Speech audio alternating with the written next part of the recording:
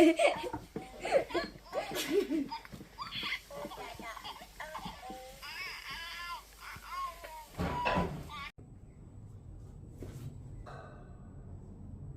dear friends, welcome in the new Daoland video.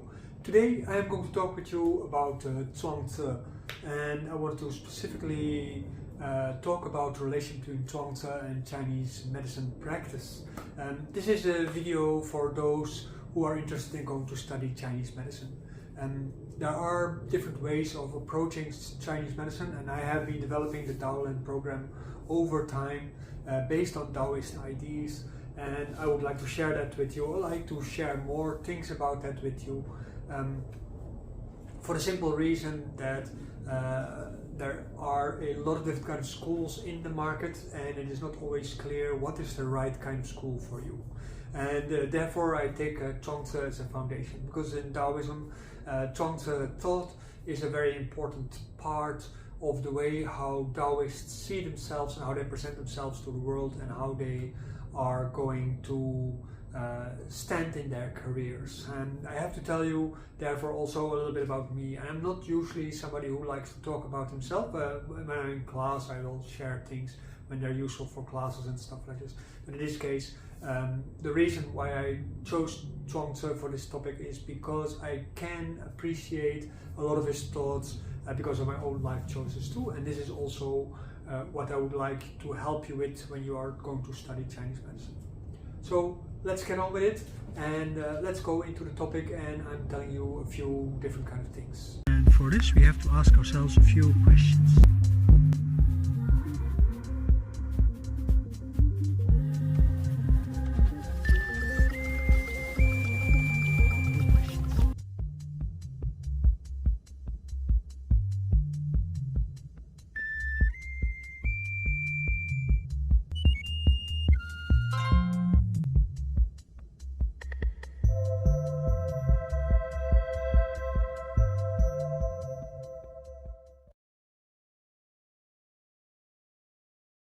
When you go look at the Chinese medicine schools, you see that there is something going on. First of all, there is this industrial Chinese medicine. This is like a copy of Western medicine. So the foundations of that are also in Western medicine. When you go to a Chinese medicine school, especially the ones recognized by governments in the United States, Europe, or in China, they are 75% or more Western medicine.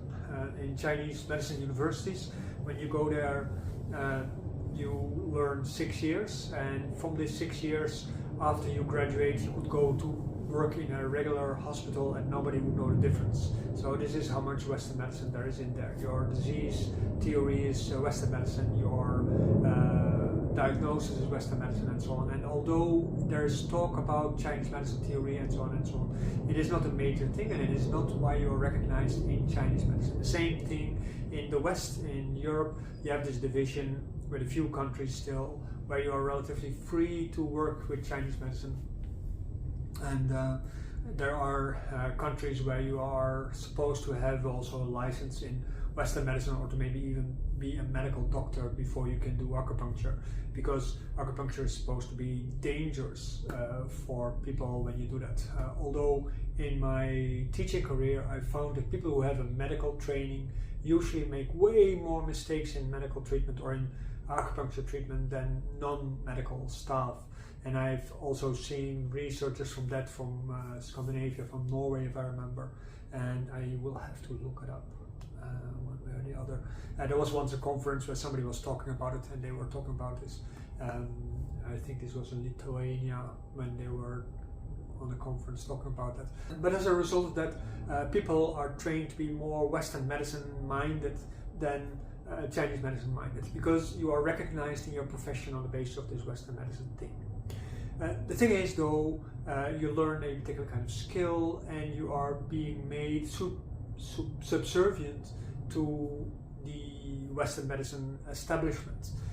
That means there is no recognition for your profession unless when you talk in their language. That is not only authoritarian, it is also very discriminatory, and it is also not fair towards the deep content and science of Chinese medicine. So what I did when I was studying Chinese medicine, and when I was working with professional organizations internationally in Europe, and I was talking with people in America, and I was giving workshops and lectures on conferences all over the world. And I was working in China also. I was like, okay, what I wanted when I was studying Chinese medicine was not necessarily studying Western medicine. Actually, I didn't care about Western medicine. I wanted to learn about Chinese medicine because I didn't have much faith and trust in Western medicine. That's a very important part. When I started studying Chinese medicine here in the Netherlands first, and I did courses all over Europe, and I got involved with all kinds of professional organizations. I started teaching at other people's school, like in Greece and other places, and I came gradually to the conclusion that what is the problem with Chinese medicine at this moment is not so much that it is so much focused on Western medicine, but it is in the healthcare. That is the problem. And there is another thing about it, and that is that because of this healthcare, this mission of healthcare, there is no vision in Chinese medicine about what you actually want to do with it. So this is what this video is actually for, is to help recognize what is the vision of Chinese medicine. You have to understand that in China, traditionally, there are two branches of Chinese medicine. One is the Taoist branch and one is the Buddhist branch. And then there is the official state branch that was mostly directed towards eating and herbal medicine for the courts and for the aristocracy, and for the regular people there was folk medicine. And that was not using much of Chinese medicine therapy. It is a little bit like Western herbal medicine. It's like a mixture of solutions which are quite mysterious sometimes. In tradition there was this acupuncture thing, for instance, which was actually integrated with massage, and they were like unified whole. And Taoists very often also were specialized in doing all kind of exercises, meditations, and all kind of other stuff. And they did do rituals, they did do formula writing, and they did do fu writing, and all kind of other things. And then with all these kind of things, the Taoyin and meditation and Kung Fu, Tai Chi Kung Fu mostly, that is the Taoist part. The Buddhist part was more focused towards hardening the body and the mind so that you could remain focused on the goal of reaching enlightenment after your death. So that was a completely different kind of medicine. It was mostly focused towards that goal. The focus of Taoist was towards a long life, preferably a never-ending life. And then I realized, like, okay, so there are two different kind of groups of medicine also. There's one is the Yangshan part and one is the medicine part for the clinical things. And everybody focuses on the clinical thing, but the healthcare is in the Yangshan part. But the Yangshan part in China is now influenced heavily by the spa culture, so it's hyper commercial and it's mostly focused on aesthetic things, and it is not so much focused anymore on health care things. Although China never really developed a healthcare, there were thinkers that thought about it. So one of them is Zhuangzi, of course, the progenitor or the founder of the Xuanwu Pai, what I'm a member of in Taoist school in the Wudang Mountains. Zhuangzi spread out over all of China, and he did teach on all kind of different kind of places. So his ideas were also very widespread, and they were part of the Zhenwu cult, because it was part of the Zhenwu cult. And Zhenwu is about the liberation of human beings from their suffering, which is primarily a tantric Buddhist thing.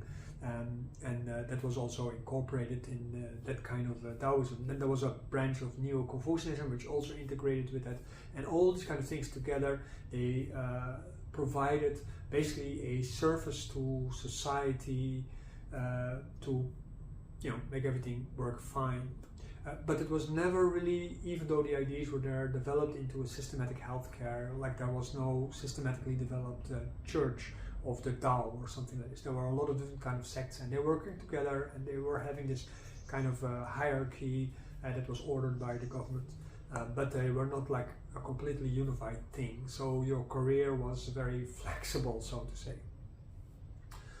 What is most important about this Taoist medicine idea is that one of the reasons why people become sick is because instead of staying calm and rational in life, they are being dragged in what is called the three aversions. And the aversions are anger, hate, and also, or fear, actually anger, fear, and desire. And these three, they always come together. If you look at your own life, you just Try to puzzle it out. If I look at my life, I see that the same thing. If I have a desire, I feel fear about not being satisfied in my desire. When I'm frustrated in fulfilling of my desire, I get angry, and so on and so forth. This is a small scale, big scale, anything. And I see that in all my clients, I see that in all my friends, my students, and my family members. I see this in politicians. I see this in the way how advertisement works. They try to get you into that cycle so that once you become aggravated by your feelings, you start doing impulse buys. And when you are doing Chinese medicine, that is not what you want. Then there's another part. Chinese medicine says you want to stay calm, and to stay calm, you should not be overly active in trying to pursue a career or be very hardworking or anything like that. And you see that in society as a whole. People usually get into stress kind of situations, and they like the stress, so they go into a roller coaster, and once the roller coaster gets derailed, that is all the nice things they get excited about, from alcohol and drugs on the one side to hardworking and sex or whatever kind of things on the other side, watching horror movies, getting emotionally upset about political things, and so forth and so forth. So all these kind of things, they also contribute all to the lack of health that people eventually develop.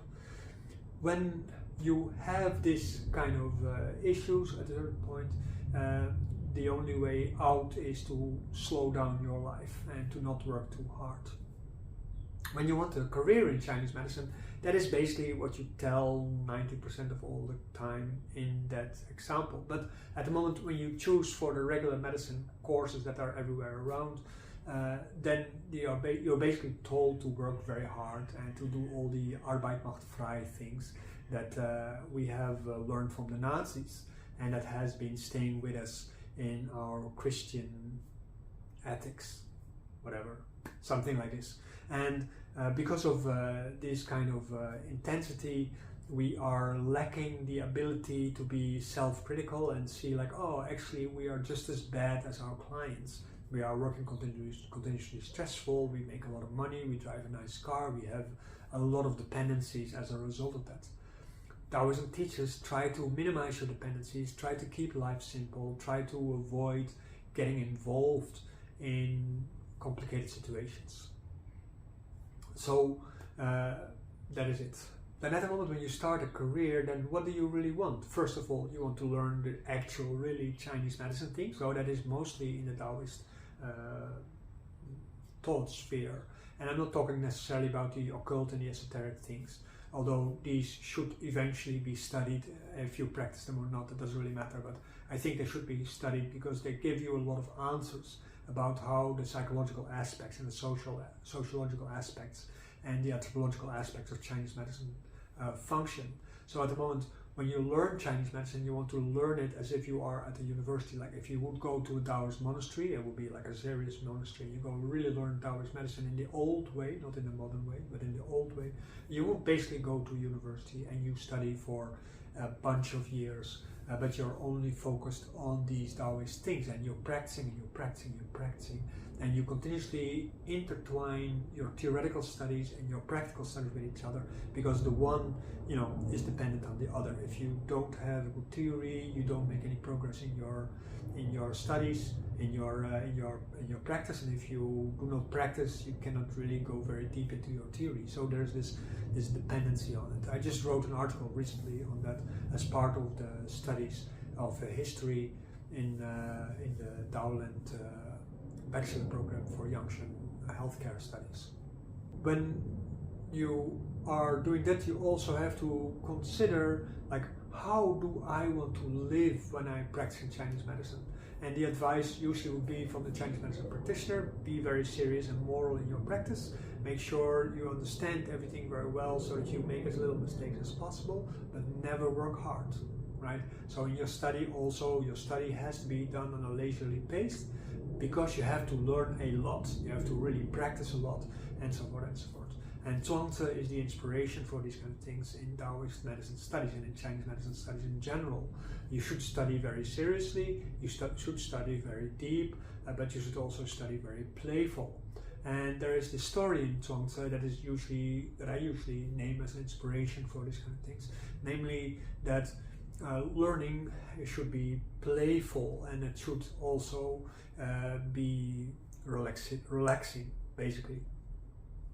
There's this story of Zhuangzi, where there is this immortal, I forgot his name, no, not an immortal, just a sage, just a wise person. He is fishing on the side of the river, if I remember well, and he is being talked about by other people that he's like a very special person. He has all kind of unique qualities, and he is really very capable in medicine, and he has deep wisdom about the workings of the universe, and as a result of that he would be a really good contribution to the rulership of the country. So the emperor, when he hears about it, he's like, actually maybe it's not a bad idea to invite him. So he sends a courier to the guy, and when the courier comes to the guy says like, no, I'm sorry, I have better things to do, I don't want to insult the emperor, but unfortunately my mother is sick and I have to take care of my mother.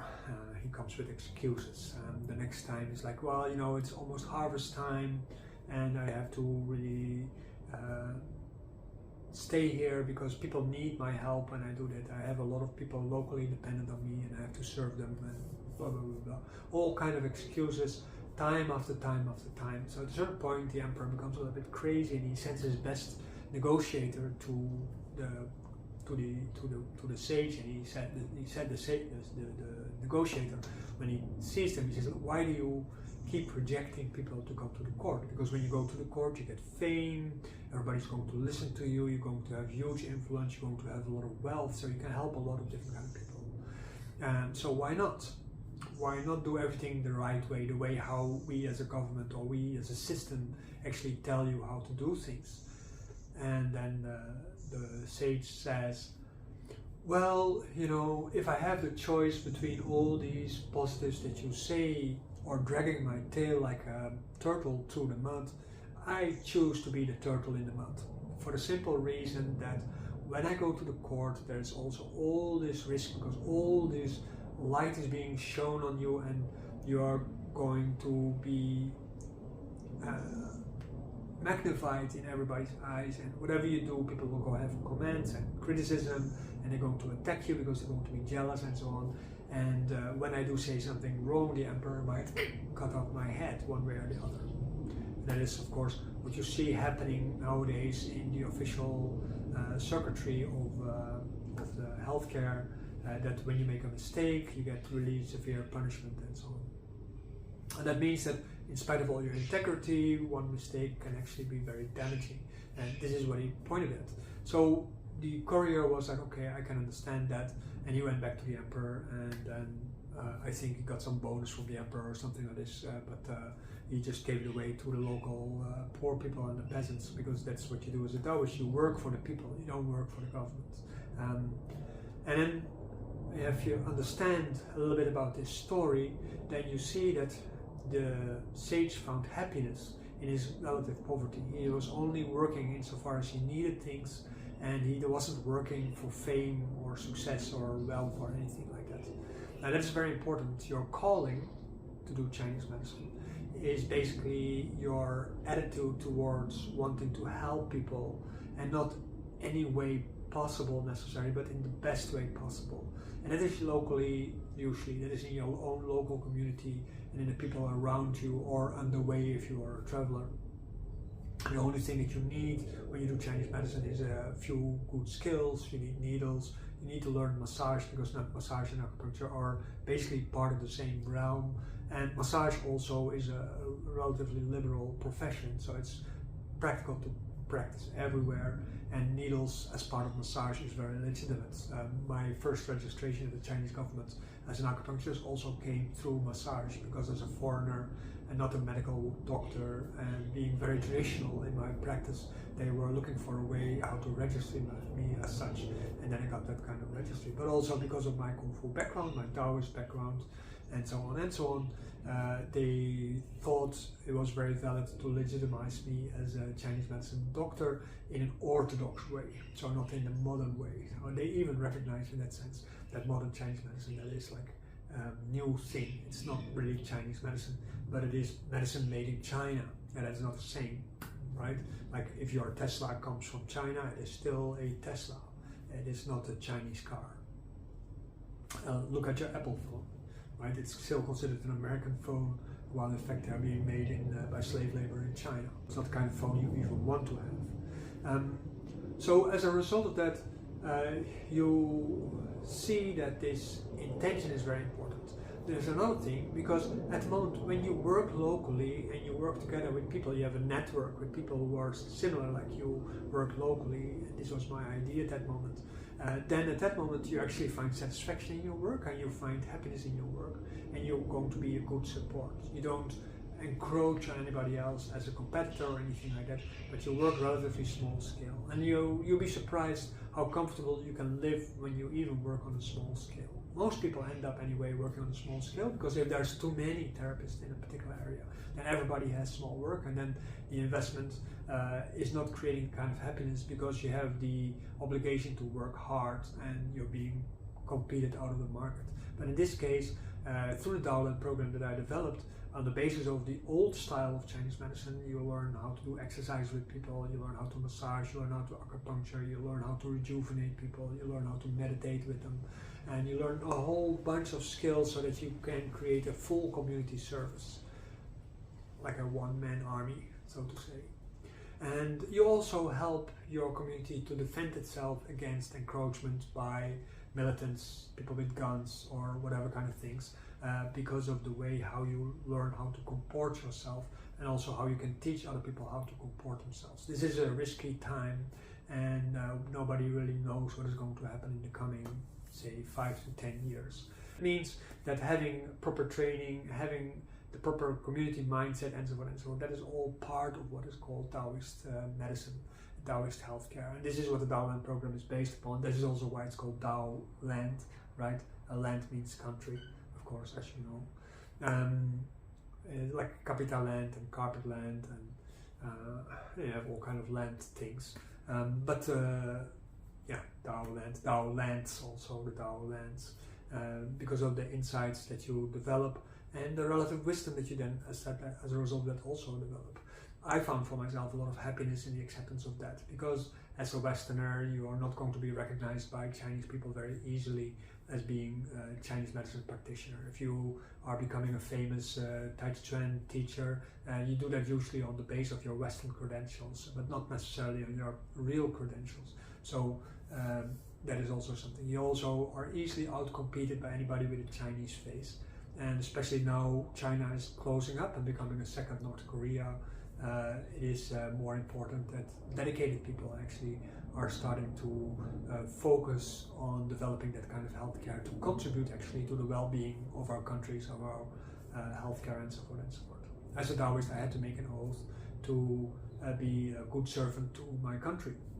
I think they meant China, but that is for every country where you live. You want to be a good servant to that country. That is being a Taoist, right? That is actually serve your society best. So I hope you really enjoyed this story, and that it really helps you to decide to what kind of Chinese medicine you actually want to do. What is your motivation? Why to study Chinese medicine? I hope that understanding my motivation actually helps you to understand your motivation. If you're just into Chinese medicine for the money, the Zhuangzi and Chinese says, then please don't do it. Yes, the Zhuangzi and Chinese, first classic on Chinese medicine, immediately starts with, okay, if you don't have the right moral attitude, then you're not going to be a benefit to your clients, because you're going to think first about your wallet and second about your clients. The Zhuangzi and Chinese says elsewhere, if you do not get into a family relationship with your clients, then at that moment you're going to be a bad therapist, because you are going to be too much distance. And you know, in Western medicine and also in modern Chinese medicine, you learn to keep your distance from people, right? That is the reason why it is so far away from being Chinese medicine. Your distance actually frees you of the moral responsibility to actually do work for your clients and to take risk in the sense of your own health sometimes. So you need to exercise yourself to make sure that you are healthy. And this is what Daoland Healthcare actually provides. It provides you the tools to stay healthy yourself and to use that knowledge that you get from taking care of your own health also as a tool in how to take care of other people in a relaxed way, because life has to be fun, of course, and it has to be nice. And we are all lazy people. Everybody is lazy. You get into a burnout because you didn't recognize how lazy you were, and you try to prove that you are just as good as everybody else, but everybody is lazy. And everybody tries to look at this if they are busy all the time.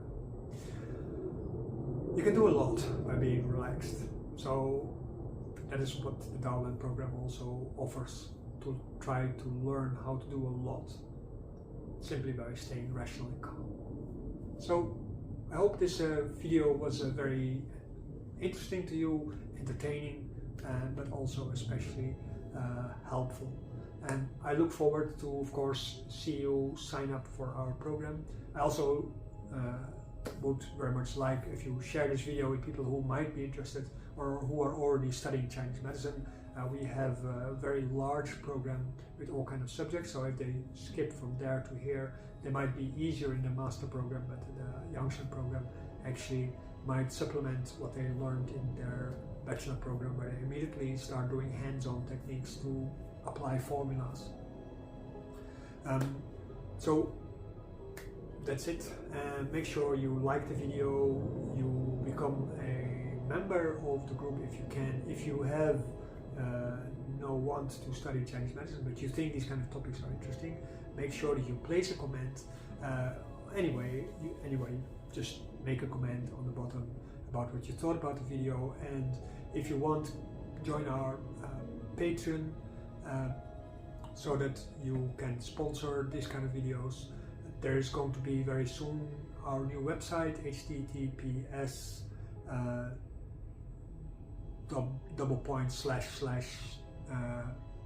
Daoland uppercast, no, how do you call it, hyphen everywhere.org, and you will find that online, so you can go have a look. It is already there. I'm still writing a lot of the content though. If you need a website for yourself also, you can contact me, because I can help you with that with our team. Because healthcare is healthcare, you need to connect people. And this is what we do with the Daoland healthcare program. We connect people. Take good care.